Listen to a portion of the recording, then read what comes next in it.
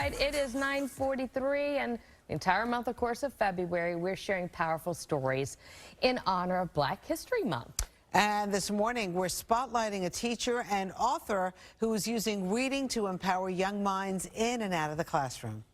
And a break to the outside, off to the races.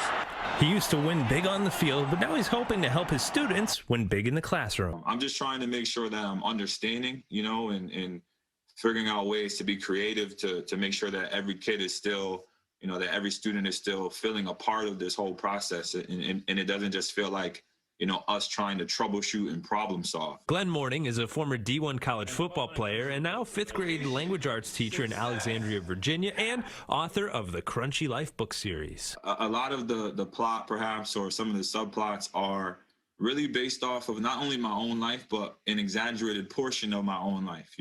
Like, had I gone to the pros, I think that I still would have ended up in the classroom either way somehow. The series supports reluctant readers from 3rd to 8th grade in urban education systems, tying in sports and even fairy tale stories like Cinderella and the Gingerbread Man as they take part in the Black Lives Matter movement and even freeing the slaves. The reaction from children in urban environments, they're kind of like, "Dad, like, that's me," like, finally a book about me, not just a book with the name like Tyrone or Jamal, but like living at home with grandma and, the dad is incarcerated or the mom has 2 jobs and they're a bad reader and they don't know why. They're always getting kicked out of class. Like, that story has to be told, but it also has to be told with a chance for the kid to redeem himself in the story, right? So students reading it could have that hope, like, okay, like, I've been through that, but I give up all the time, but this character didn't give up. He persisted and he made it through.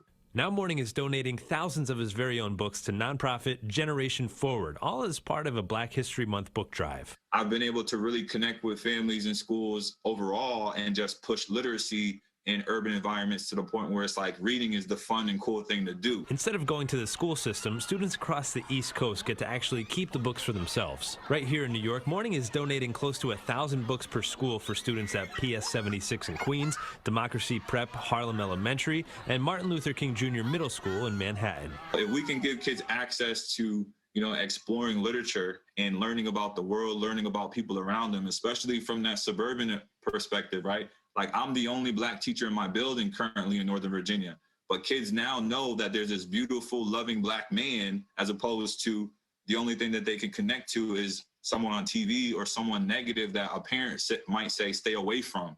So it's universal and it's collective and it's inclusive, So that's where we are with the whole series, and the whole point, positivity and unity amongst elementary, middle school students, and more importantly, teachers and parents. Ryan Christopher, Good Day New York.